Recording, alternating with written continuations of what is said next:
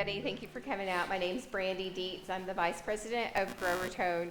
I just wanted to quickly announce, obviously, we're recording this discussion tonight, so if you do not want to be filmed at all, I would just sit behind the camera or off to the side there so that you're not in any way in the spotlight, if you will.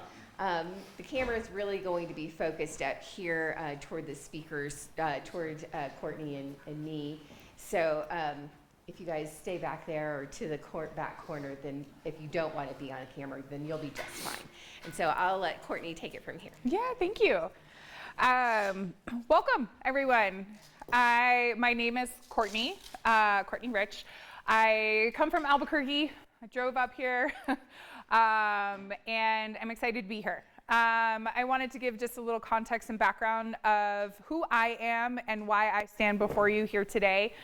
And so this project with GrowRaton, I got a call from the State Economic Development Department with regards to the fact that there is an impetus to move this infrastructure into what they want to see as a food hub and an economic development driver, right?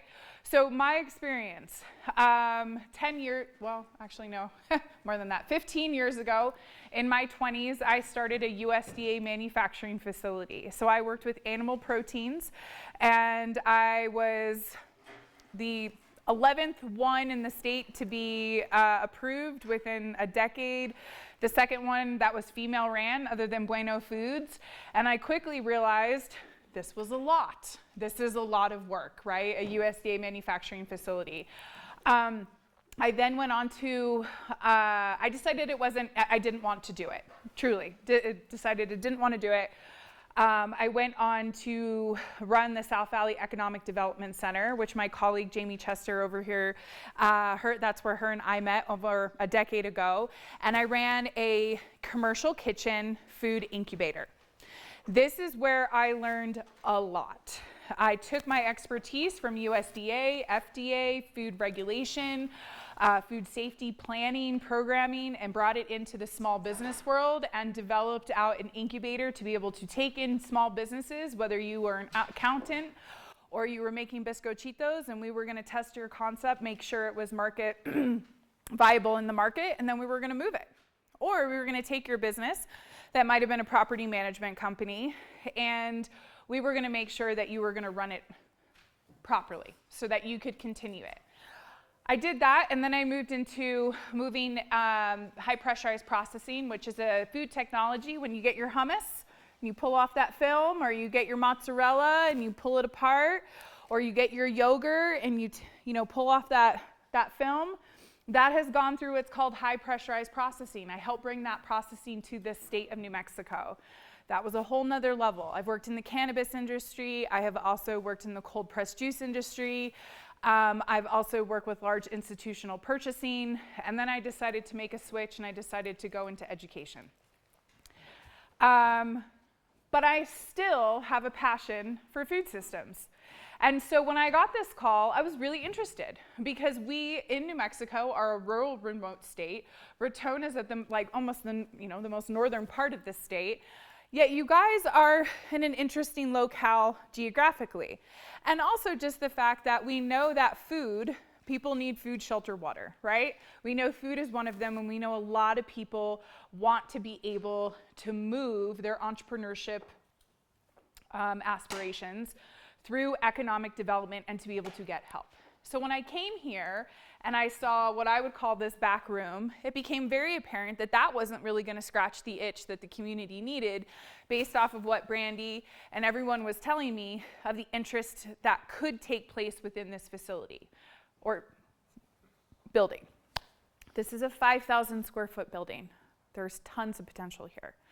This is right next to the freeway. You are right next to the Colorado border. You are what we would consider the I-25 corridor. You are in areas that are food deserts. There is a huge impetus to grow something like a food hub in this space to be able to move your economic drivers forward. One of the things that I talked to everyone about that I met with was you need community input. Because what we think is what is necessary may not be what you think is necessary. And we need to give space for the community to have a voice. And we also need to be able to talk about some hardline facts with the actual infrastructure that you have here and budget and what is actually feasible.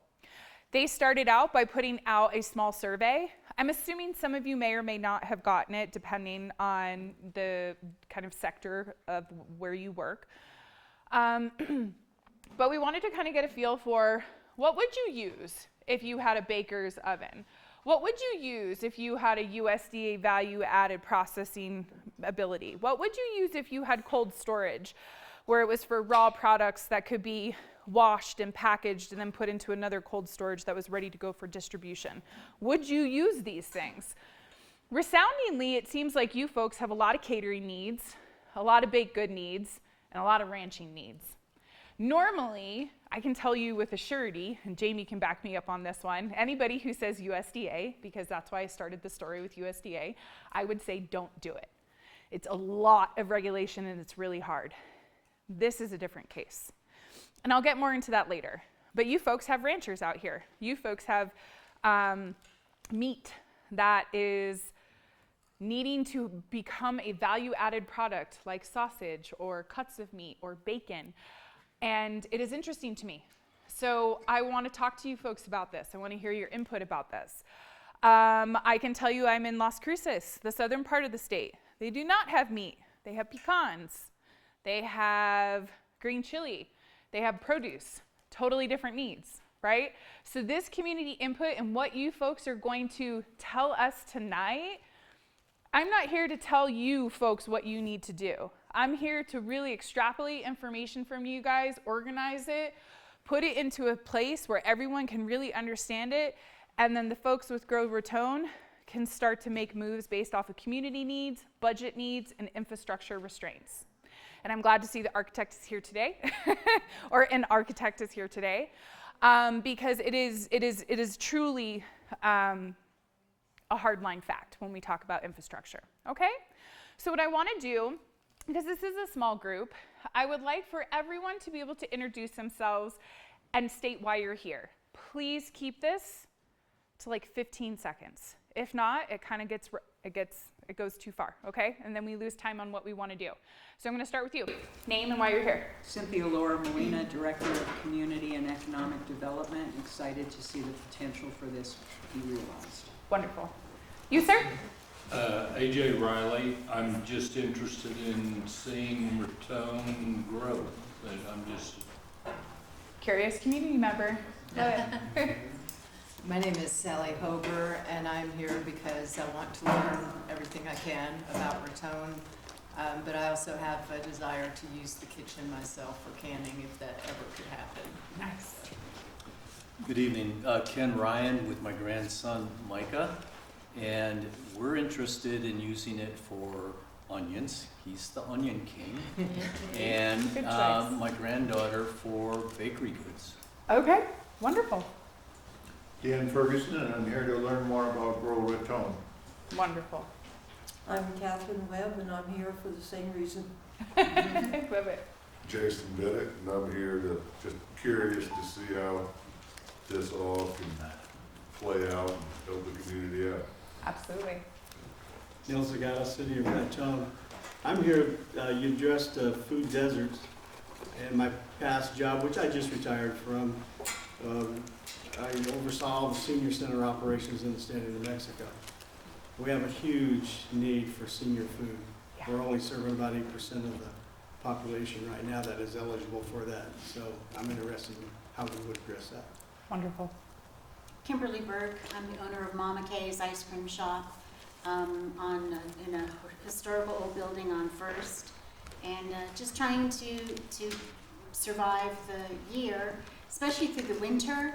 It's really hard to just serve ice cream. So if I can offer some homemade soups, some sandwiches, I might be able to stay alive and make it through.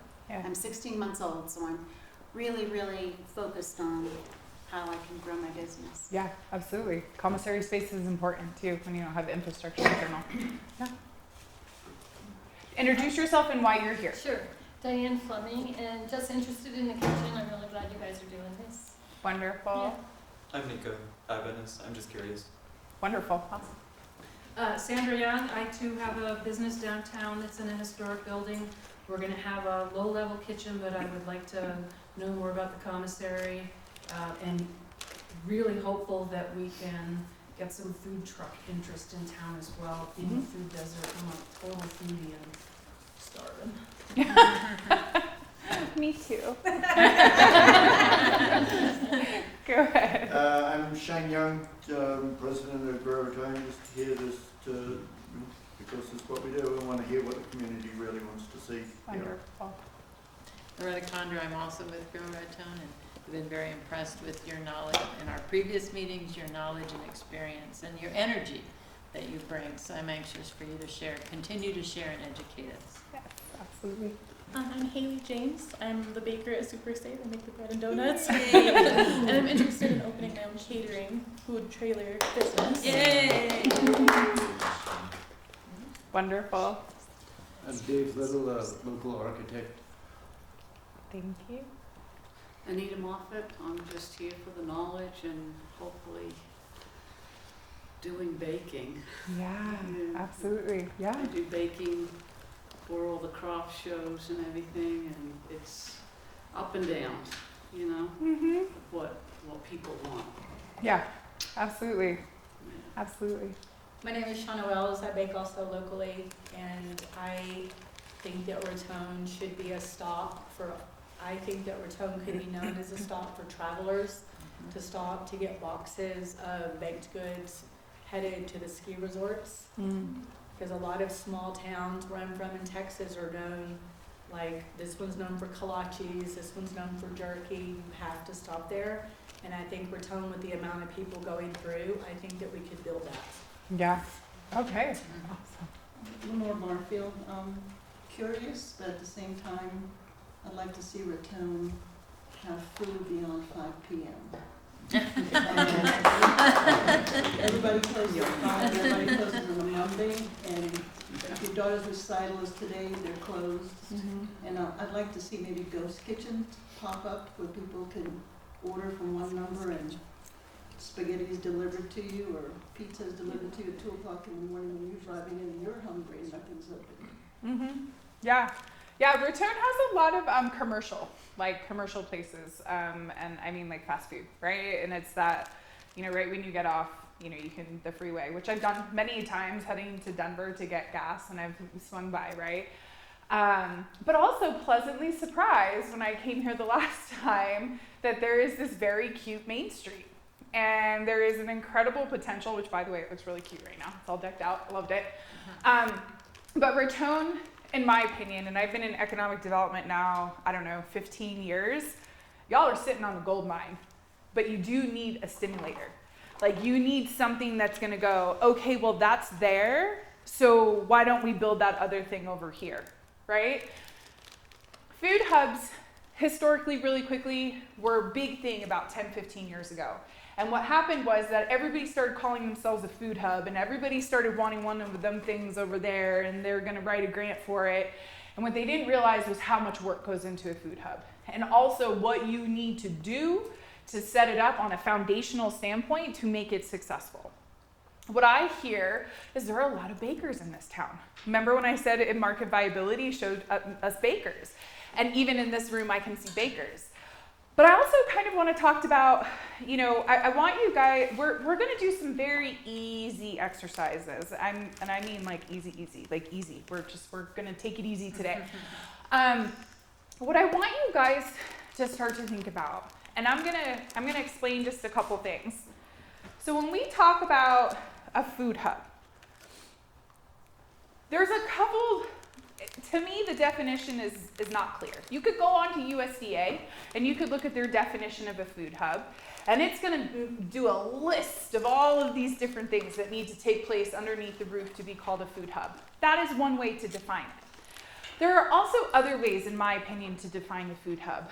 But really, to break it down, it is a place where people come to learn how to generate a value-added product and then it is moved out of the building.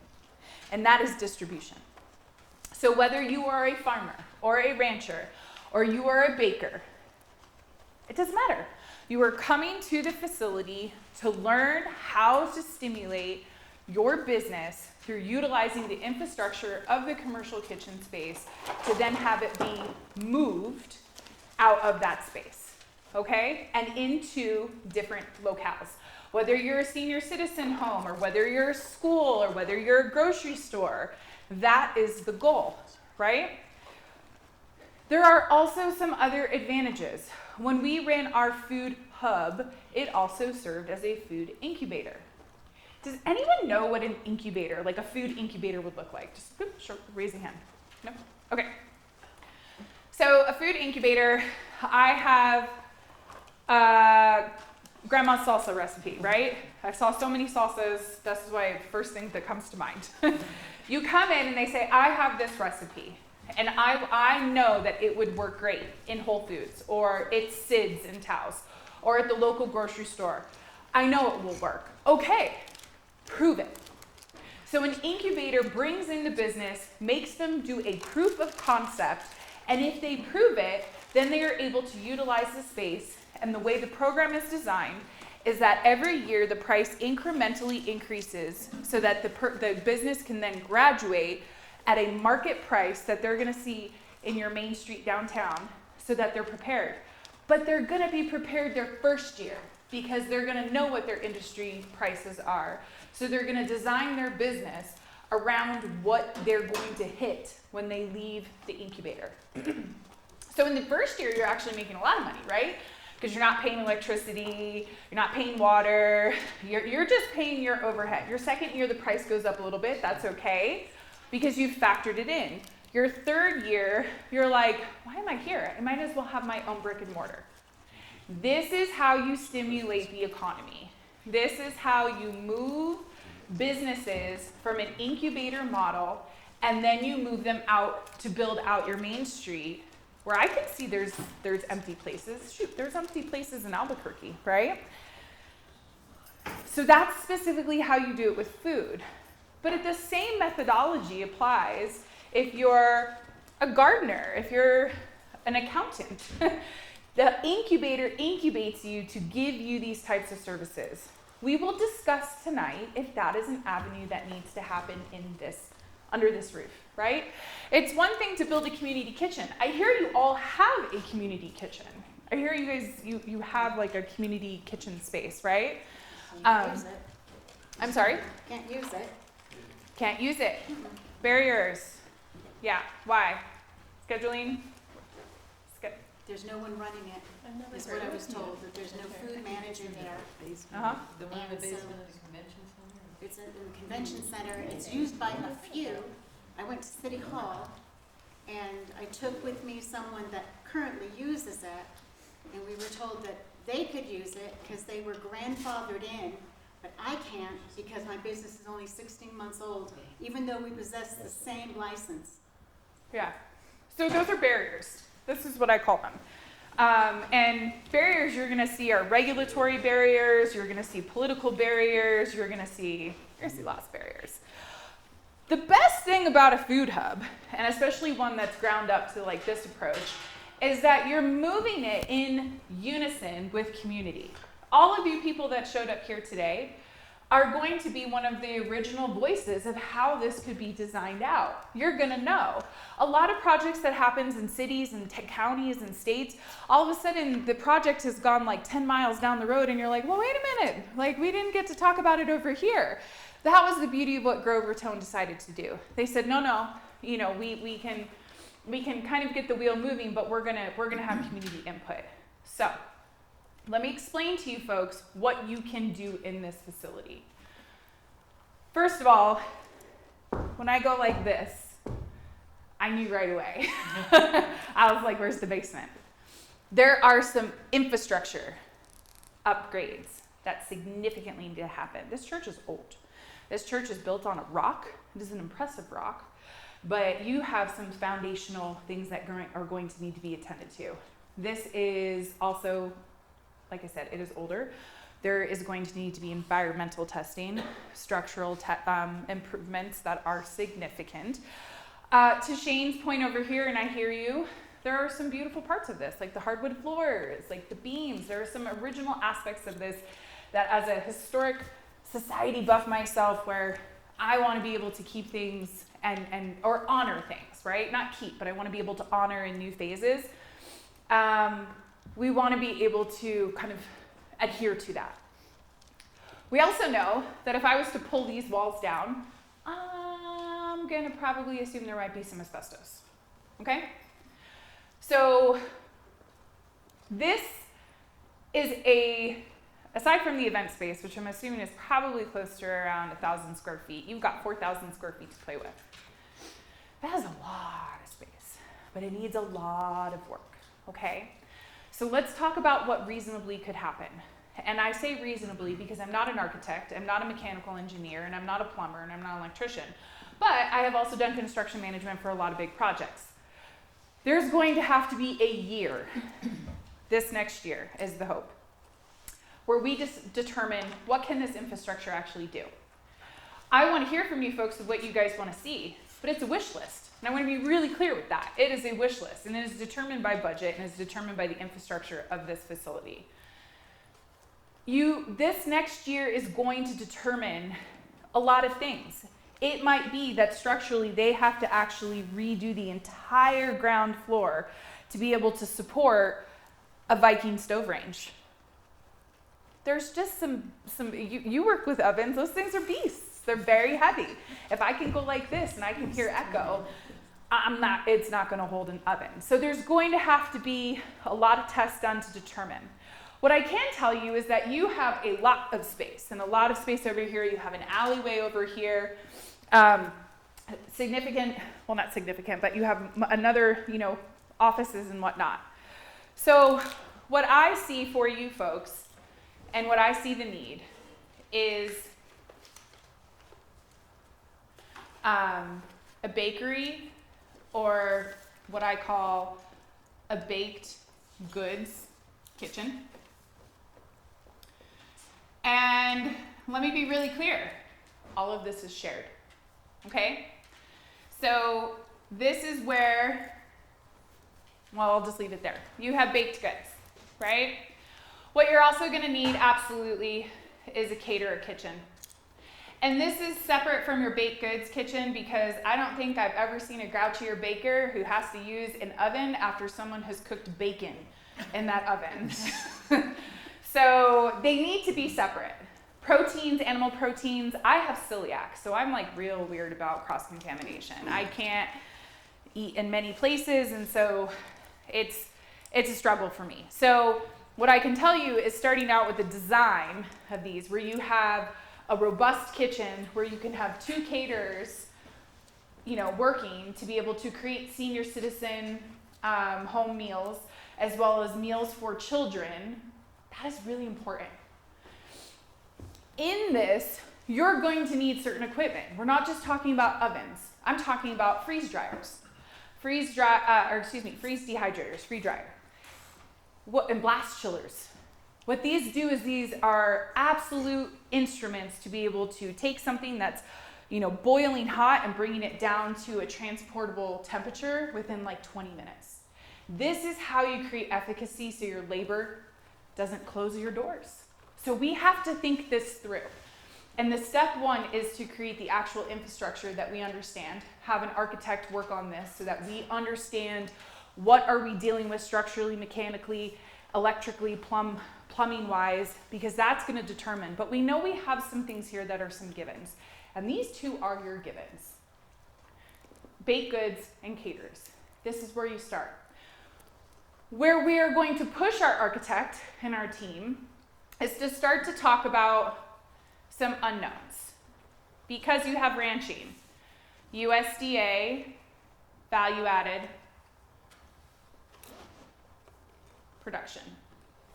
And that means that you would have your ranchers, because I know you guys have a USDA slaughterhouse up here, which is awesome. But they're not making sausages. They're not cutting your cuts of meat, right? What does that look like to add something like this to? The other thing that you guys have, and I almost want to put this up on here, but I'm going to put it down here. You guys need cold storage and distribution.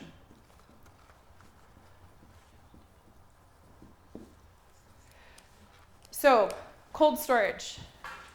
Jamie. Courtney, Yeah, just go a ahead. point, the USDA, High Country Meats does make some local sausages and everything. Perfect. But I would like to see that expanded on, probably partnering up with the Mayhem and doing the bison sausage and bison patties and everything as well. You which guys are have good, so you know. many ranches. Yeah, healthy it's healthy complements, right? And thank you for saying that, because you might, like I said, you have these smaller offsets, but when we're talking about economic revitalization, we need to talk about healthy competition, not scarcity mentality, not unhealthy competition, healthy competition, right? Yes. So, when I talk about this, cold storage, and we talk about, Jamie, when you see the need in economic development, how many people ask for cold storage? Everybody. Everybody. And everybody underestimates how much they're gonna use. Yeah, big time. And dry storage, that's another thing. Everybody underestimates dry storage. So it might seem like, oh my gosh, you're just like this big room. This is how you buy bulk. How many lids? How many are glass jars? How many of these do you need to buy to be able to go over that threshold of like, now you're making money, right? Whereas if I only buy 300 of them, they're $1.25. But if I buy 1,000 of them, they're 25 cents. And that is very true. So dry storage, cold storage, and freezer storage. I cannot emphasize it enough. And also being able to have it be that it is utilized by meat as well as produce. Seems like y'all would be seasonal. I think there are farmers out here doing leafy greens, tomatoes, various produce, but I think it's much more seasonal from what I can tell. So you have 4 operations, is what I call them. These are the wish lists that you would take to an architect, and you would say, this is what we want to do. Now, I'm just giving you examples, but we're going to break this down more. You would say, this is what we want to do. The architect would then go and create, out of utilizing this space, that infrastructure that would support that, right? And then he would take it and he would give it to MEP. MEP is mechanical, electrical, plumbing, and also S, structural. And then we would do environmental testing. And then we would sit there and we'd be like, and I don't know if this is true, but they would come through and they'd be like, yeah, this one's gonna be a problem. Okay, maybe that's in a phase 2, right? But these 3, we can do. And now you start to design your program. You start to design your business incubator, your food hub, whatever you all decide you wanna call it, but you start to design around it. And so you start to figure out, how are you gonna help clients? Who are the consultants you're gonna pull in? What are the trainings you're gonna do? Who is your board members going to be able to run this, right? Well, I've talked to GrowRaton. We don't always, there's a beauty in keeping XYZ local, and then there's also times where you really need to move out, right? Like I drove up here from Albuquerque. I will drive home from Albuquerque tonight too, to Albuquerque. Raton is, I want people to think outside their box, is what I'm saying, okay? So what I want to do, and I am very much with a surety telling you these, and when I say a caterer kitchen and baked goods, let me put a little caveat on the caterer kitchen. A caterer kitchen can also do value added, which is a steam jacketed kettle. And the reason why I put this in here is because when someone's doing a large vat of marinara sauce or salsa, they need a steam jacketed kettle. Canning, someone said canning in here, but canning is different. Canning is you're either doing, and sometimes people use these interchangeably, so please, bear with me. But when I hear canning, I think like aluminum can, right? When I think of a steam jacketed kettle, I go to like a glass jar, like salsa, and I'm thinking water bath or hot fill, right?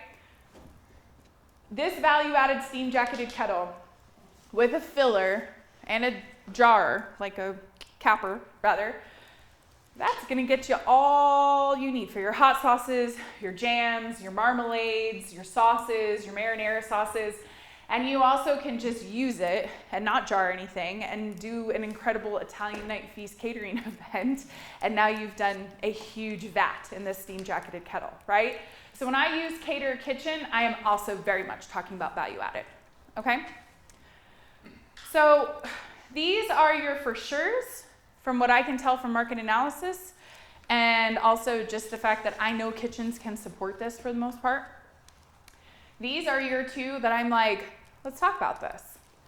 I will tell you that this one could bring people from all over the northern part of the state, like all over.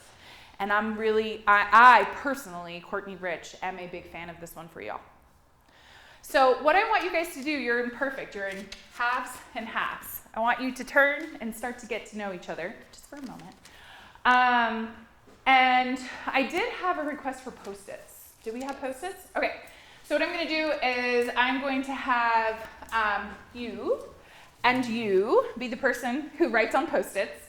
And I want, for one Post-it, I want you to discuss how you feel about all four of these ideas.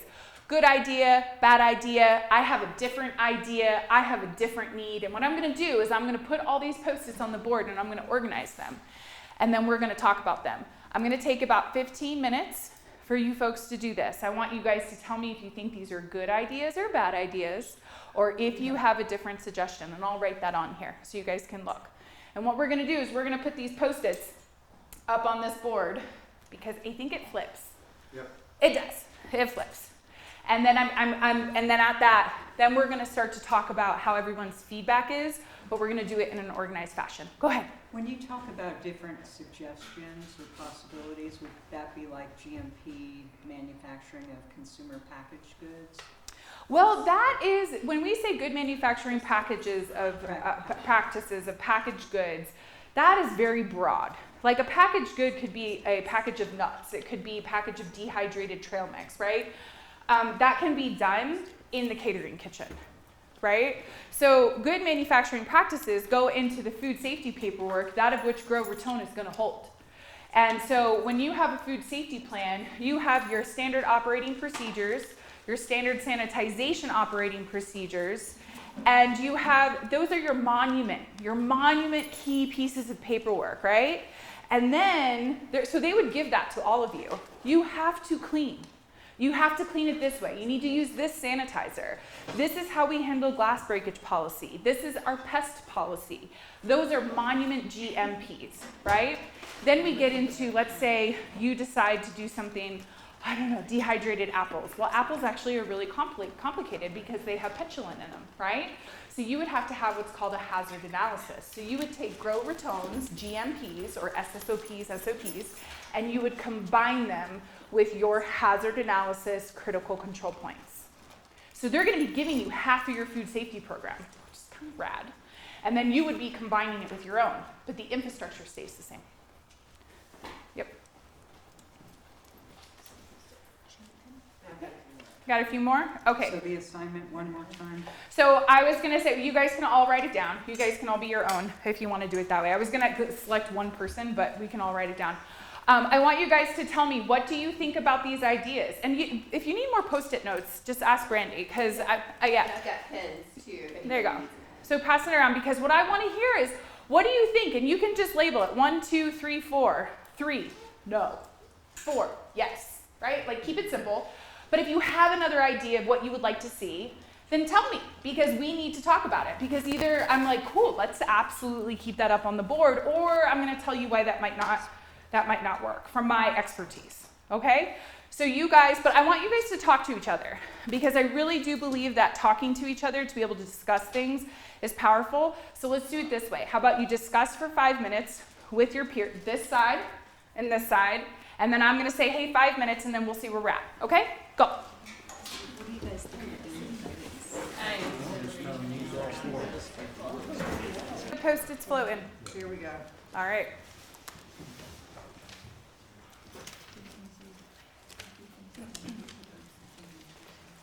All right.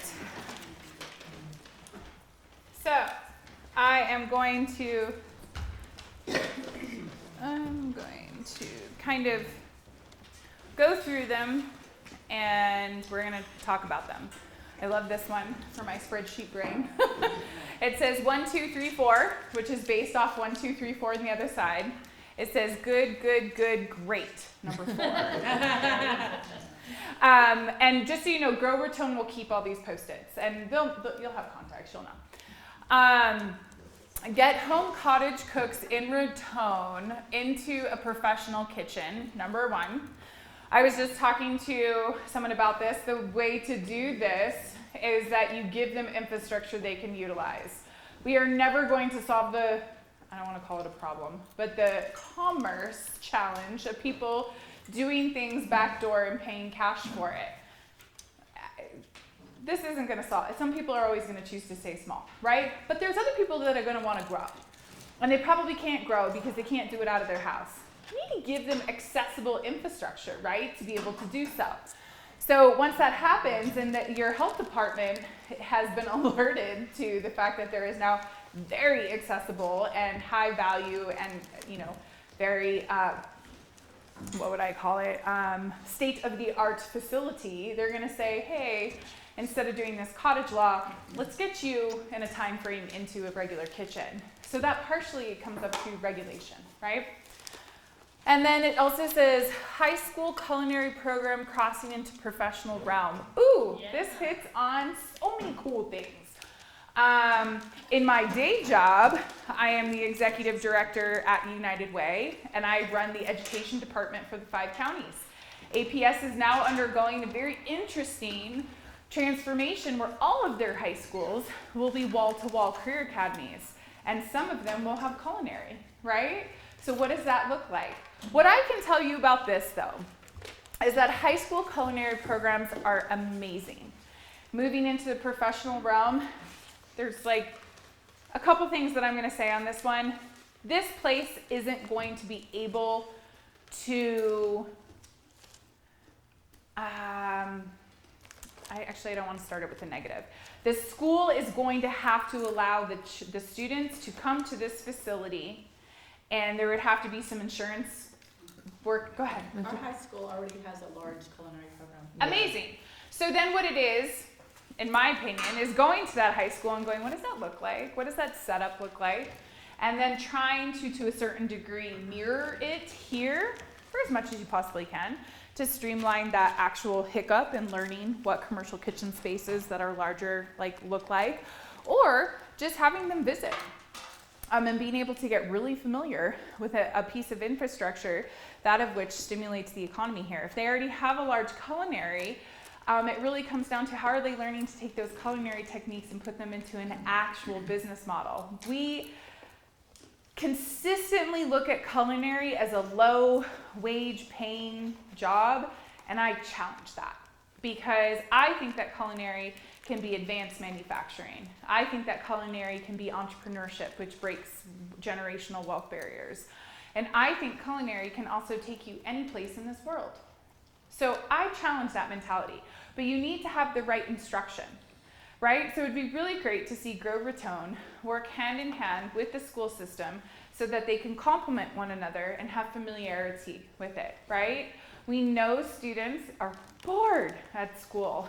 They're so bored. So what makes it more exciting? Class trips, feeling things out, taking outside courses. So that's something way in the future, but also really great to think about right now, especially since I really do believe that generational wealth is broken down by entrepreneurship. I think this could actually serve to enhance the school program. Let's say we have a student who gets really, really interested and is wanting to advance or take additional classes or maybe go in a different direction of cuisine and learn about the chemistry between it and stuff that the school is, I'm going to say, stymied by keeping it as a class structure.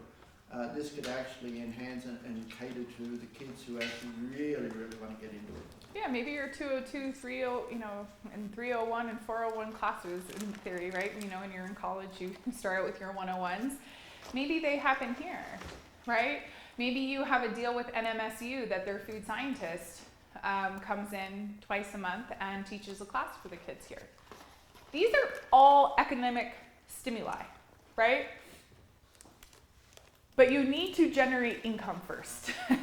So before, when we, like, people, this is where I mean, like, ideas, we want to keep all of them because we want to capture them. Because I think that's a very valid point. If your high school has that built out, how are we thinking 5-10 steps down the line? But I also don't want to get stuck in granular details because we have some bigger details to figure out first. But that is a very good point. Always tie your workforce to your education system. Your education system is what produces your workforce. They go hand in hand. Go ahead. So I have started to establish a relationship with our culinary teacher here at the high school. Just last month, beginning of October, sometime in October, I accompanied the school, organized a field trip for them with at Vermejo, so they can look at potentially interning in one of their various departments there, from anywhere from kitchen to laundry to their outdoor excursions and fishing and things like that. So yeah, we're working on that. Yeah, I mean, I could speak more on career academies, but they're a very powerful tool for high schools to turn an economically depressed community with a low graduation rate, low engagement, poor attendance, into a high engagement, high graduation rates, and high attendance and better truancy rates. And it's all by creating relevance through education, right? And then also kids stay here because they have jobs. Go ahead. So you were talking about education, right? The high school program. Why not tie all of this into 4-H? Well, I mean, 4-H, it's AG centered, which is the ranchers, which is the USDA. They have many courses from, kids to high school. Yeah, and like one of the things up here, and I don't know if I've seen it yet, but I'm gonna throw it out there should be a classroom here. There should be a classroom to be able to host programs like that. This is a hub. A hub is where people congregate, they meet, they hold those meetings. Even if you're like, yeah, I don't know what they do. Those people know what they do here, right? Like, they know how they tie it together. I mean, we had tons of people at the SVDC where it was truly in a different language. And I'm like, I have no idea. But we offer all of our classrooms out to them and they're able to utilize it. You just have to come here and reserve it and book it. And then we charge $20, right? That's another avenue, right? So operationally, there are tons of options. But we have to design it to support the operations. There is a very specific order of operations to these types of things to be able to generate revenue, to be able to support your community. You have an opportunity here with 4,000 square feet with an established nonprofit that's a 501c3 to be able to do it. So I am going to put classroom because I don't see it. But I also think that it would be extraordinarily advantageous. So, thank you very much for that point. I think those are great points. Incubator testing with critics. Culinary program in high school, non-food production. So let me start with incubator testing with critics. So do you mean, who can I, if you don't want to be called out, you don't have to. But I just need some clarification on this. Like incubator testing with critics, do you mean testing the food in the kitchen? That might be mine. Okay. That is an idea I've had before. Okay. Well, it also has culinary in high school and... That may be other people that... Oh, I see. Okay, so incubator testing with critics. Well, so let me put it this way. When you're in an incubator and you're in your first stages, you are your own worst critic. And a lot of what I did was really talking clients through the stress of small business. And also what I can say is that market analysis is a much better way than, say, critics. Is this viable, right? It's a much nicer way to say, I let clients self-select out That was what our program did. We made them go through a series of initiations to figure out, bring your recipe in, get your marketing, get your logo, get your GS1 barcode, test it out in the kitchen 3 times. Are you making money? How did you buy bulk? Can you afford the storage we're gonna charge you? Let's dump it in my spreadsheet that I designed, and then it outputs with the profit. I mean, people would sit there with their mouth gaping. I'm gonna make 25 cents per jar? That's not worth my time. Yeah, I know. Don't do that. Part of economic development is not just stimulating, it's preventing. It is preventing errors and mistakes. There are so many times that I would see like an elder woman who needed to figure something out, right? And she would come in, she's like, well, I took my last $10,000 and I bought a food truck. And I was all, oh, like, oh my gosh, where did you get it? I got it from over here. And it not even material was NSF. Your food truck has to be NSF. And if not, you're shut down. Like you can't even start. I made it my goal to prevent mistakes. So this is also part of economic development is no, don't do it. And it does, it stings a little bit. And I think having a trained consultant to handle that is very important. I know Jamie knows this. I felt like I was a board certified therapist by the end of my time there, but it really takes a special person to be able to work with people like that. And also it takes a collective to make it work, okay? So the second thing is culinary program in high school. I think we touched on that. I think it's a great idea. Again, classroom, right? Non-food production.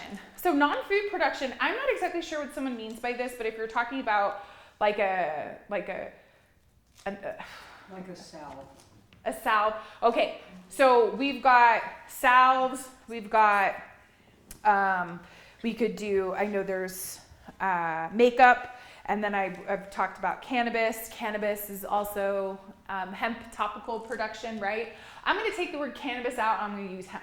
Because in my mind, cannabis is federally illegal, the state is legal, but hemp falls into a whole nother category. Hemp was just made, hemp is now illegal. Yeah, and that's why I'm like, they're going after that too. So where this gets tricky, so salves, makeup, those types of things, you can do in a kitchen. You can, all right? You need a licensed commercial kitchen space to be able to do it. You would just need to write your plan to support production, which I would call your GMPs, which we just went into, very specifically to avoid cross-contamination with other items that of which are produced in here. It is very possible. Where it gets really, really tricky is when we put in hemp and when we put in cannabis, right? Those usually need dedicated spaces for a multitude of reasons. But let me tell you one of the main reasons. Most of the time, food hubs of this size will need federal and state grants. They won't support it. They will not support you if you have that product being produced. I could say that, you know, I'm sorry, I don't know my northeast southwest here, but that wing over here, actually I think that's north, right? So that wing right here on the north end could be a small maker space, right? And we get federal money, but it does not support the maker space, and the maker space is completely separate from the actual commercial kitchen. That is a work through. That is the way that you would want to start to think through how to be able to creatively build in hemp production or cannabis production, but the state is not, they've never been easy for me to work with. And I've cold pressed hemp, I've worked in cannabis industry, but what I will also say is that if you talk to them from the start and then you get it set up properly, you can kind of become a model and a lot of people would follow. So there's a lot of personal great goals in there, but that's how you would have to do it. It would have to be like North Wing is a maker space for cannabis and hemp byproducts. So I'm going to leave that up there because that's a talking point. Okay, go ahead. Where do pet foods or treats fall into that? Nowhere near this. This Pet food is more regulated than people food. That's sad.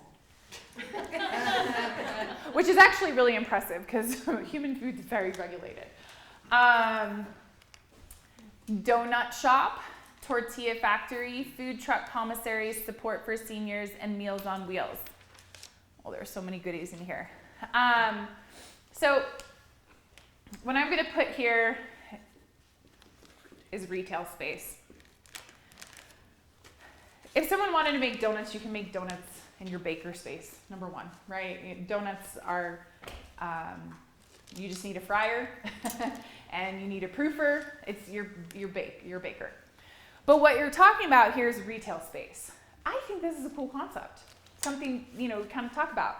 You have this killer event space, which by the way, those lights, I researched them. They are like they're like antiques. Don't ever touch those. Those lights are amazing. But that space could become a retail space. So when I worked at the SVDC, my boss at the time came to me. He goes, what do we need? What do we need to support these people?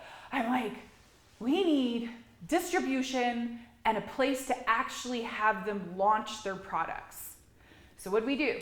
We started Delicious New Mexico and we started the Valley Store. Delicious New Mexico still exists, the Valley Store does not.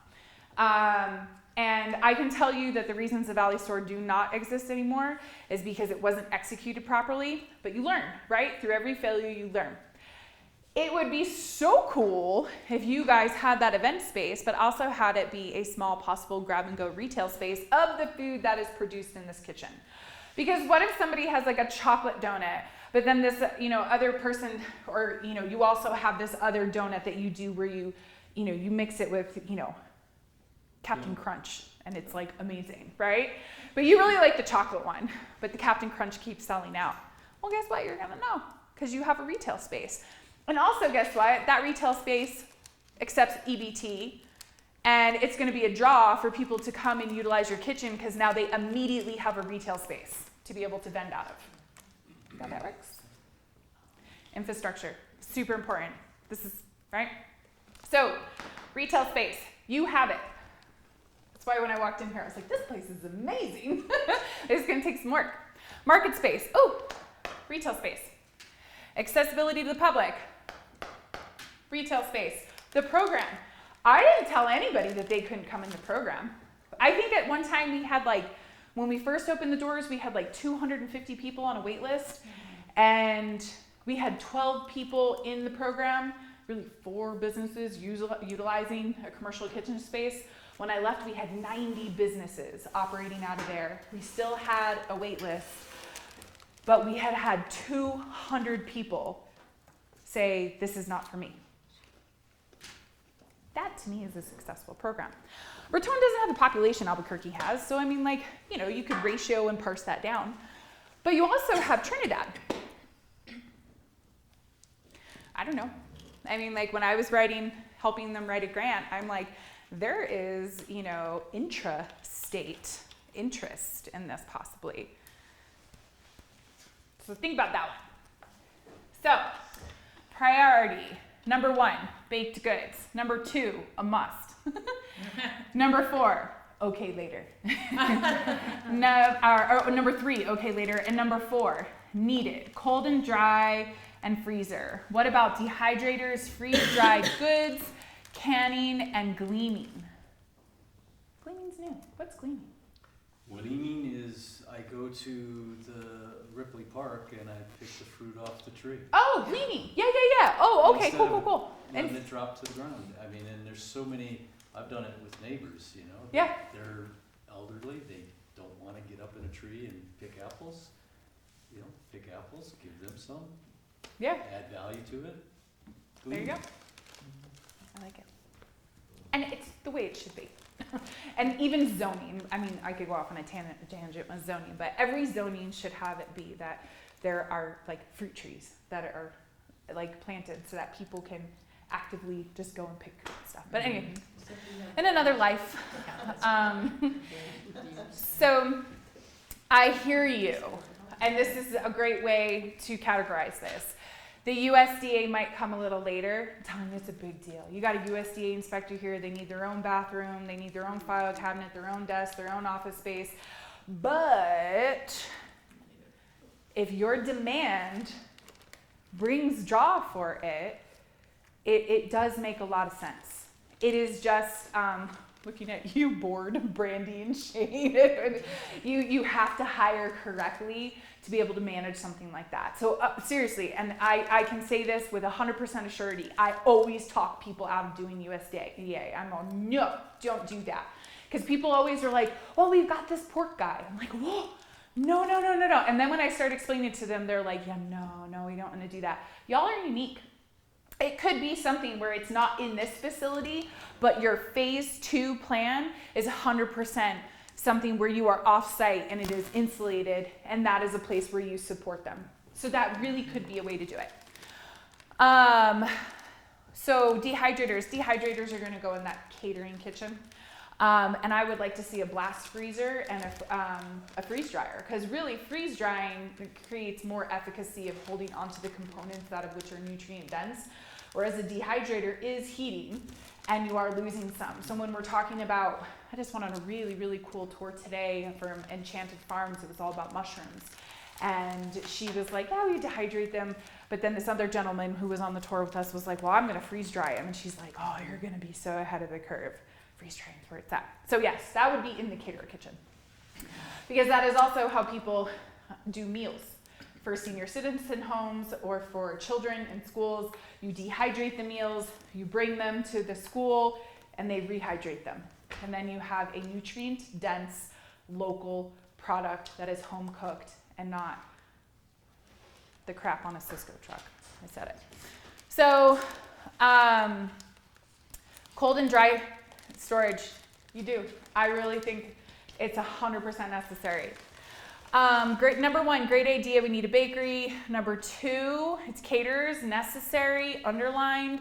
3, which is the USDA kitchen phase 2, love it, we're kind of all on the same page here. Number 4, plan on more, I can't read. Plan on more than you think. Yeah, more use than you think, yeah. In my mind, when I was looking at this place, because I've done a lot of architectural build-outs, I'm doing one right now, to me, this whole space back here, there's an alley behind it. That whole thing is cold and dry storage, cold and freezer and dry storage, right? And possibly even this. We have to figure out where the money is. We have to figure out who's going to utilize it, right? But the infrastructure would determine it. Baked goods, number 1. Cold and dry, I like this person put it in order of operations. Baked goods, so number 1. Cold and dry storage, number 2. And number 3, caterers. And then move towards USDA VAPs. So I'm assuming that would be more of the bottom tier, number 4 USDA. Okay. So out of all of this, this is very clear. You guys want a bakery, you want a catering kitchen, and you want cold and dry storage. And you possibly want to think about a USDA facility in a phase 2 or a second stage of a master plan.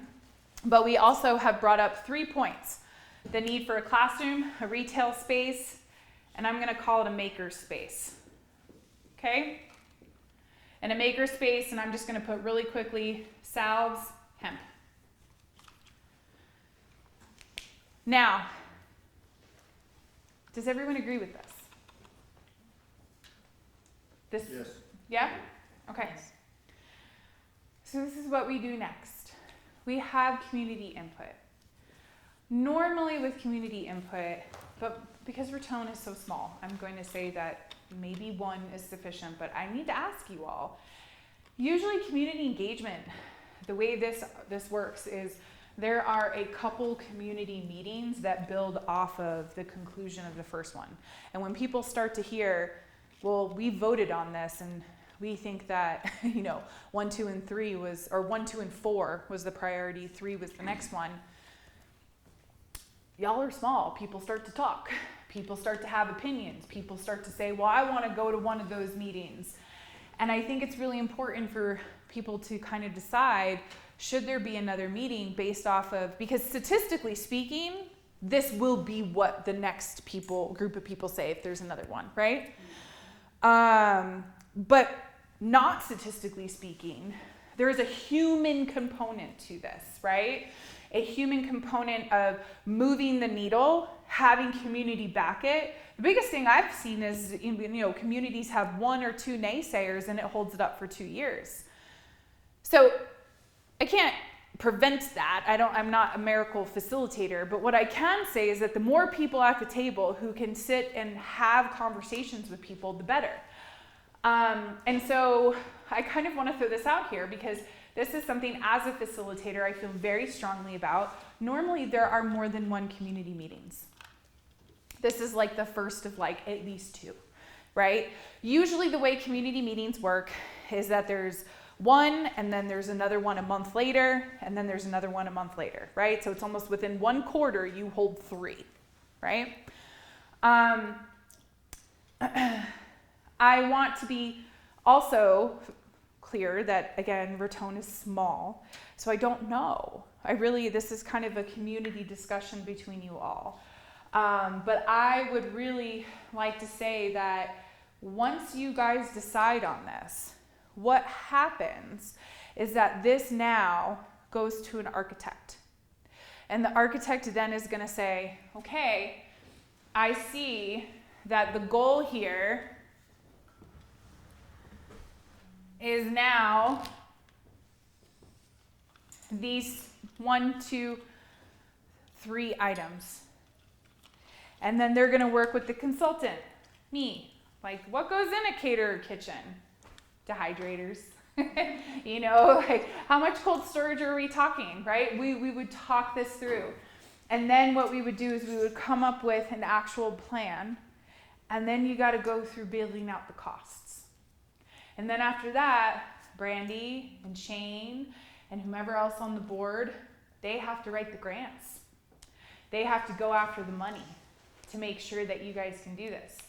What helps grants community support? So the strongest grants, there's a trifecta. It's community, it is nonprofit, and it is government. What's the Government. So when you have, say, 3 letters of support, right? And those 3 letters of support come from those buckets. That is when you're going to start to see a powerhouse grant come through where you're going to score higher.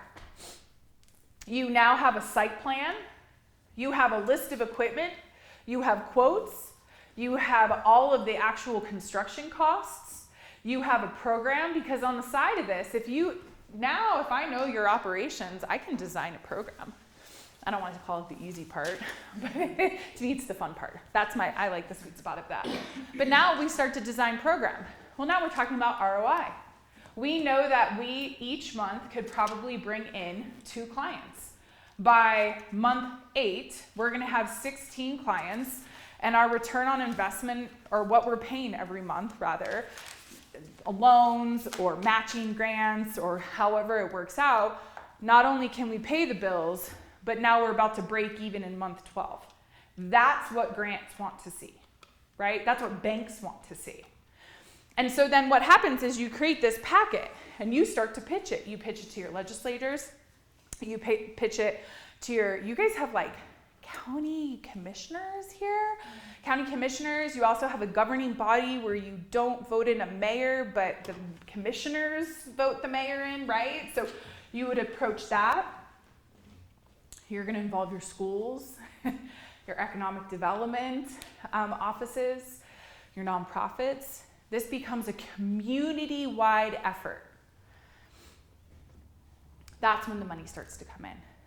So when we talk about these things, it's not just, hey, good luck. We know what you're trying to do, good luck. It is truly being a part of that process. Those are when I see small towns move mountains, because all of you folks are involved and you want what's best for your community. And what's best is what y'all decided together, right? So I'm going to kind of stop talking right now. I want to let you guys ask some questions. And let's kind of talk it through because we've kind of concluded a couple things here, right? So I hope there's questions, but if there's not, then I'd be shocked. But, but let's ask some questions. Let's have some formidable conversation about this. I saw your hand first, and then I'll go right over here. I guess one of my biggest concerns is access, the community's access to these resources. Would it look like someone being in charge of scheduling, someone who works with GrowRaton or on the payroll here somehow, that would be in charge of making sure there's no scheduling mishaps, to make sure people can get into the kitchen when they need to, as far as supporting their business? Like, what does that look like? Is there a staff? Yeah, no, it's a great question. You usually need one person, especially for this size. What I can tell you is food corridor, which is like my favorite. I mean, I'd say Jamie's too, is really incredible. You could schedule yourself from your house, from your phone, and you're gonna see if somebody has the time that you want, right? It handles all your invoicing. It's gonna hold all your GMPs and your food safety programs that you have access to build out your own food safety program. I mean, it is just a robust software system. Food corridor? It's called Food Corridor. There's other ones. There's Food Marketplace. I mean, there's other ones. I just like Food Corridor. But going with that idea of Food Corridor, when I started doing Biscochitos at the SVDC when I was 26 years old, I had a key card. And I walked over and I let myself in, and there was cameras all over the place. And I would come in, let myself out, produce, do what I needed to do, and I would lock up. And if something wasn't done correctly the next day, guess who got a phone call? Me. And I never did it intentionally, but there was one time I forgot to take the garbage out. I did. I totally forgot. They called me. You forgot to take the garbage out. You've been fined $10. It's fair. Okay. Sorry. I'm really sorry. Okay? So normally one person. Operationally, I don't know if anybody's familiar with writing grants, but writing grants, no one wants to give you operation money. They just want to give you that truck, but they don't want to give you the money for the driver to drive the truck. So you got to get creative, right? But also this should generate money to pay for that person, right? This is unique. There is not overhead other than the actual utility bills, but there is not a lease or a rent, right? That is really unique. And what a great thing for Raton, because then it only helps the people who are using it. Same thing with the South Valley Economic Development Center. I think we had contract with them, but we had to pay certain aspects of it, but for the most part, Bernalillo County owned it. They weren't looking to make money off of us. They were looking for gross receipt taxes based off of the small businesses that were starting to charge people. There's different ways to make money, right? But to your question, yes, you usually need one person, but the rest of that stuff's automated. But video systems cost money. Alarm systems, tie-in, or, yes, you know what I'm trying to say, to card in, they cost money. So yeah. I'd be happy to, sort of oversee any of that, and I also double up as a taste tester. Love it. Did that answer your question? Yes, awesome. So can you, in this Food Hub Vision incubator process, can you do for-profit and 503s at the same? So clarifying question, are you talking GrowRaton or the people utilizing the program and the infrastructure? Well, potentially both, but I'm just thinking individuals right now. It's all for profit. So if you're a business that comes in here, I mean, unless you wanted to start a 501c3, which, I mean, that's a whole different type of incubator. Jamie, I'm going to throw that one on your. She used to incubate the nonprofits. I incubated the businesses. But these are for-profit businesses that are using this facility. So yeah, they need to make a profit. But we talked about, Meals on Wheels, senior, a very much demographic. Seniors need the meals. Kids need the meals at the schools. That could be a nonprofit. That could be. Well, okay, so let me challenge a little bit. A nonprofit is still a business. A nonprofit at the end of the day does not make a profit and then split it between their shareholders. What they do is they put it back into the business, right? So you still need to make money as a nonprofit. The difference between a nonprofit also and a small business is that nonprofits stimulate and generate their initial income through grants. And then the grants will dry up. It's like investor money. But investor money goes to a small business or a business, right? Investor money only goes so far. And then, you know, your investor's like, well, where's my ROI on all this investment money? It's the same thing with grants.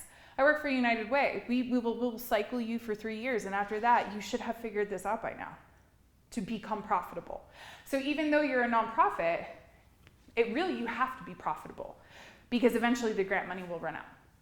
They're not there to fund you forever. I think to piggyback a little bit on what you're saying, if I'm understanding part of it, is like if you were to get an organization like Meals on Wheels, who is a 501c3, to come and utilize the space in order to provide meals to your community, you would probably negotiate some kind of MOU for their use of the space. So maybe they would give you money in return, maybe they would give you in-kind services, who knows, but you would negotiate some kind of agreement with them to use the space for an allotted period of time, if that's kind of what you're saying, like about them using the space. And it's an in-kind, and usually they're kind of temporary.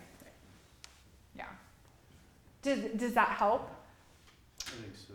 Okay, cool. Thank you, Jamie.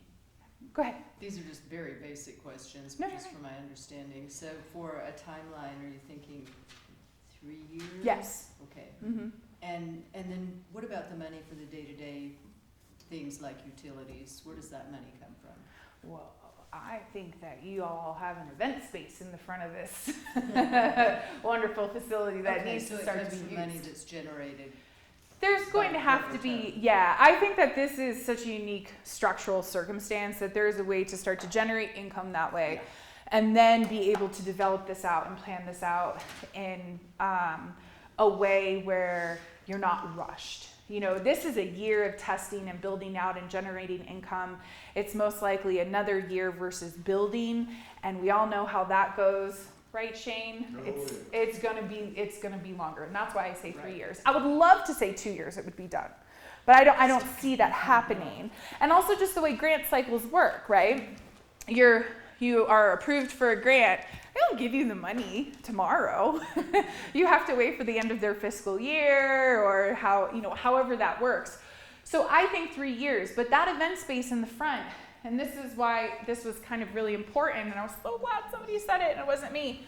Retail space. Because you guys can start to attend to you don't have a co-op here. Like, I don't see a co-op, I don't see like a local grocer, right? Where I don't see that. And I think if we're gonna talk about growing Raton. Heirloom shop is. Heirloom? Yeah, down on First Street. What is it? Maybe that's why the title It's didn't. it's a local co-op. They do New Mexico and Colorado. They do? That was the spin-off of Ramel Family Farms. Okay. It doesn't exist anymore. Got it. Okay. But they sell a lot of local produce and stuff from Colorado, from different bakers, farmers, eggs, baked goods, cheeses. They partner with the co-op in Trinidad also. Okay, and that's a cool co-op in Trinidad. I like that one. I think they're closing though. I read an article about it. Anyway, so I digress. I thought the co-op in Trinidad closed. They reopened. Well, they did. They've been reopened for a year. Okay. Locals took it over. The original one was partnered with Denver. Yeah. That one was closed down, and then locals reopened it about 6 months later. Mm-hmm.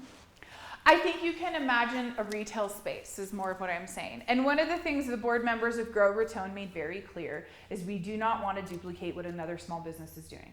That is not okay, especially not with like the population as well as the mom and pop places. So community discussion, 1.2 could be around how do you start to create a retail space that can generate income that can allow this board to be able to move the needle and then build this out, right?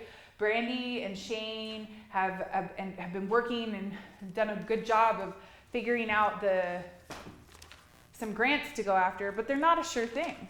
right? They're just not a sure thing. I am costing them money right now.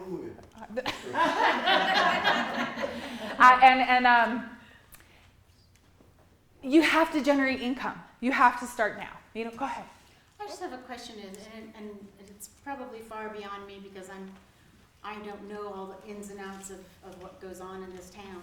But it seems to me like we're starting from, and I could be off base, tell me if anybody else thinks this, but it seems to me like we're starting from ground zero, because we have the infrastructure issues, we have soup to nuts, we're looking at minimum 3 years, probably longer. By the time, I don't know, from the time that I've been here, everything takes 10 times longer than if you're living in a city, or at least near a city where you have resources. It seems to me to be a combination of resources as well as kind of a cultural attitude of, tomorrow, mañana. Anyway, bottom line, in my mind, we have already a community kitchen in a viable place. It has ovens. It has things to bake in. It has. Have we even looked, instead of blowing that up and starting all over and doing, fixing the walls and floors, that's got to have a huge price tag and a huge time commitment. Why are we not looking at, for this issue, taking what we have, which we've already gotten grant money for in the past, and looking at it and going, okay, what do we need to do to make this a viable resource for people now? And if we need to grow it all into all these wonderful ideas, I think it's fantabulous. But that place is not being utilized. It's hardly utilized at all. It seems to be a select group, of which I don't know how to join that club, but that's neither here nor there. My point being, we're totally starting from a blow up nothing when we have something that's halfway there. I would think that the money endeavor for the town, for the people who live here, would be a lot less if we took what we had and built upon it, as opposed to let's all start from scratch and wait 4 or 5 years. That's just, am I all wet? It just seems to me like we're reinventing the wheel here. I don't know too much about this, but anyone is welcome to step I have in. some comments on that. I've talked to people at the city about the coal camp kitchen at the convention center. They can't, for whatever reason, they can't keep a kitchen manager on staff. And that is one of the big roadblocks to the public accessing that kitchen. One of the things that they've talked about doing to alleviate that barrier is to have current city staff, one, multiple, I don't know, become licensed as a kitchen manager so that they always have somebody on staff who can oversee that kitchen. I had that conversation several months ago. I haven't gotten any updates on that yet.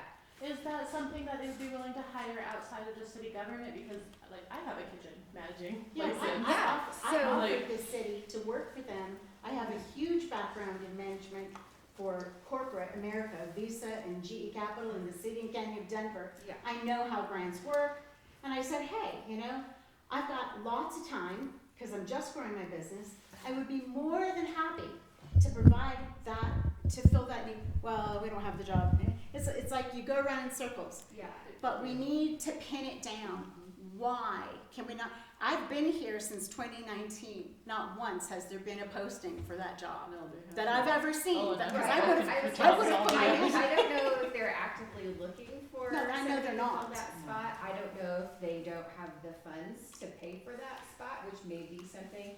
But we do have somebody here from the city who may be able to speak with that. Yeah, I think what we need to do is sit down, like Ann and you and I and some of the other people who are concerned, and try to solve it from an economic development perspective.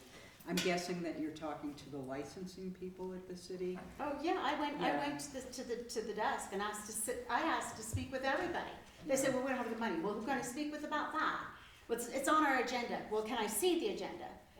My point being, to me, we're going about this hard way home when I think we have a lot of talent in this town, and I know, because I've met so many people that have relocated here that are either, early retirees or have been in the workforce for years, who would love that opportunity to be, even if it was a moving target. But I mean, I put my hand up, I offered, I said, I'll even work with you to build the job description, however I can help. Because once you do that and you start generating this revenue and you set up, like you said, a retail space, there's so much money that can be made. That whole process will bring the city revenue. You're telling me, city clerk person, that I'm like the 6th person to walk in this week asking this question. You just lost all that revenue. That's very silly. Yeah, to me. so I think we just need to mobilize some other team members with the city and address it with a different set of team members. This building is gonna need a commercial kitchen regardless, because this is gonna be weddings and birthdays and anniversaries and celebrations for I think years. that's a good That's starting one of our- point. We get to both. Yeah, like if we start That is- there and then that has been one segue. of our main driving forces. We looked into these problems. We said, okay, well, we've already got a community kitchen. Why isn't it serving the needs of what But retirement needs? everybody knows a very select few are allowed to cook there and nobody else is, and it's The benefits of this platform that we're not going fair. down is we have the ability to have the taste testing, the proof viability. We have the ability to have pop-up kitchens, guest chefs come in. We have the dine-in capabilities here, which then provides the proof of concept, stuff that isn't available down at the coal kitchen. So when we first started down this road, we did not envision it being or morphing into the size that Courtney is talking about. But once she put it down, we're like, absolutely. That's why she's here, because she knows this is her white space sort of thing. So it has taken on a little bit bigger life than we initially thought.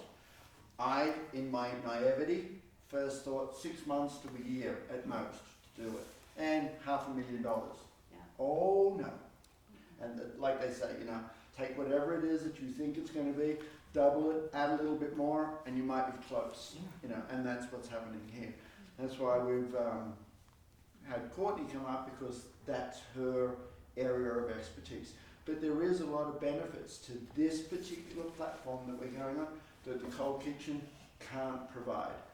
Oh, I can see that. So by all means, we would like to see the coal kitchen jumpstart some of these entrepreneurs, and then once they've gone, let's call the coal kitchen Grandma's Kitchen sort of thing. And then when they're ready to expand even bigger, the coal kitchen wouldn't be able to provide. Now we have this, so. Well, and also you could flip it. You could have it be the opposite way. They come here first and they learn how to run a viable business. And then when they are ready to move into a space where I don't need help, I don't need a manager, like that's where they're rolling and that's where they're cruising. Right. But I hear you, because underutilized infrastructure that only a select few can use, that is a problem that the city needs to handle, and there's something funky there. But what I can tell you, So let me, I have to get to the root of what you guys are talking about, and I don't know everything about it. What I have heard is that there's a compliance issue with not having the kitchen staff there. And everything I'm saying right now is speculative.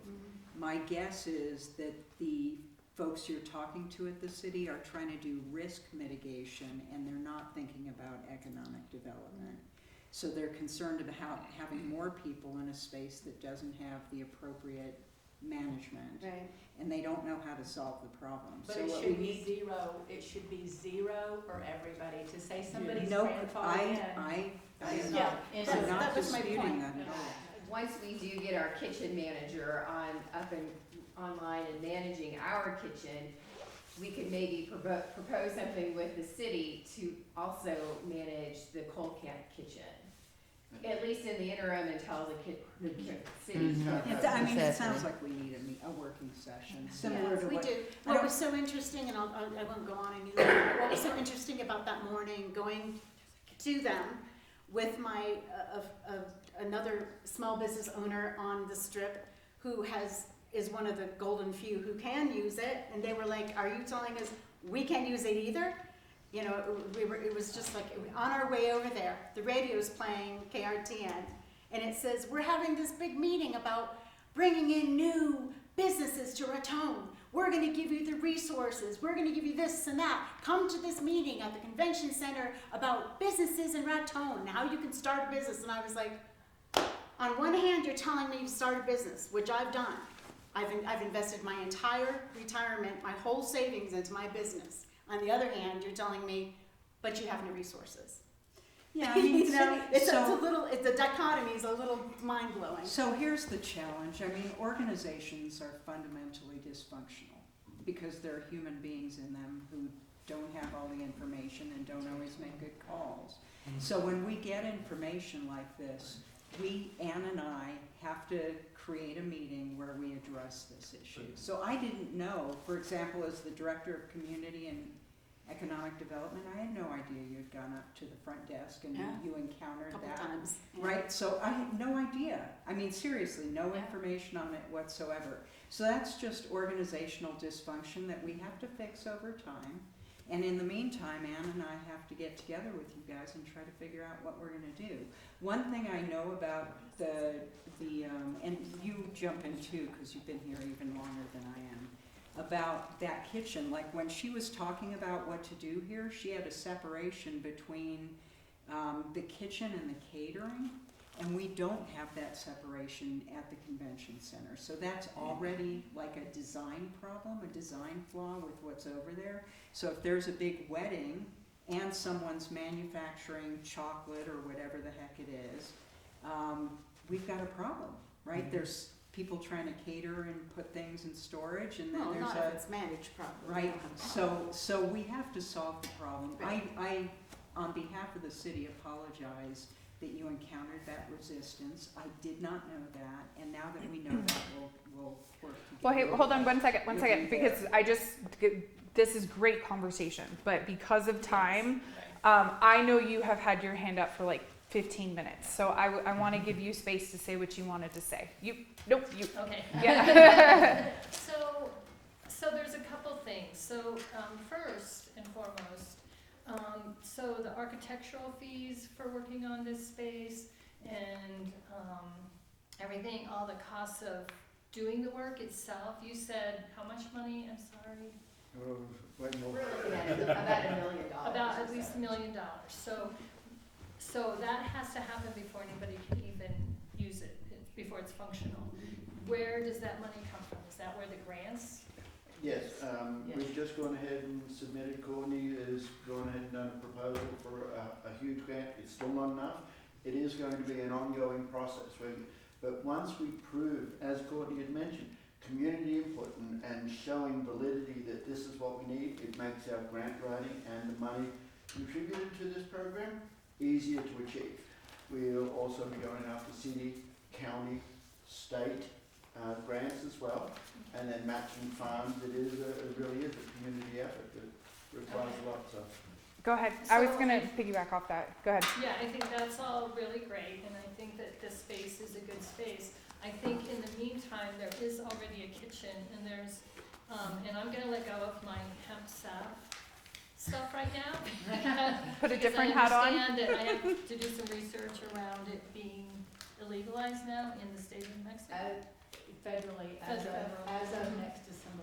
Okay, so I have to do some rethinking on my product, but for everybody else that wants a kitchen to make their stuff, there is a kitchen already, and it doesn't seem like it would be that challenging to put out an ad for someone who can manage the kitchen and to have You'll it. need three managers because there's always going to have to be a redundancy. Depending on the hours that you're open, you can't expect a kitchen manager to work 12 hours, for example. And then you get hit by a bus syndrome. If you have everything relying on one manager, kitchen manager, and then she's out of town or gets sick or whatever, everything would come to a halt. So it's not just a matter of having one person. Okay. I would say three. Well, so there's a lot of details around that. Yeah, let me back it up really quickly because I want to be cognizant of people's time. First of all, very quickly to this community. If you have another kitchen, first do what you need to do to, one, get it open. Because what it's going to tell us is, what is it satiating? What is it doing? Because then it will determine what this needs to do, because there will be a gap, right? That is 100% okay. I hear you. There could be duplication. There's this great kitchen over here that's really kind of set up for production and event space and catering. As a community, and you have a city rep here today, work this out, because all it does is it informs this project. But I'm going to tell you the difference between a kitchen like that very quickly and what's being planned here. This is an economic stimulator. This is something that will build businesses, whereas that kitchen is most likely going to have to complement businesses that already know what they're doing. They are two different buckets, and you usually need both. For example, the incubator kitchens as well as kitchens, they run programs that just allow people to come in because they know what they're doing to cook. And then they have an incubator program, right? Happens to have under the same roof, doesn't need to. If there was a kitchen that was owned by the city, that could be where the experts go and cook, and it's a simple process. It can probably maybe only be baked goods and caterers. Where you have your canners, your value add, your cold storage, maybe that means that farmers start to have space here to aggregate, which means wash, triple wash, have GAP certification here. It just opens up more space. But this is a stimulator. This is going to be a program where that is a resource. That is the difference.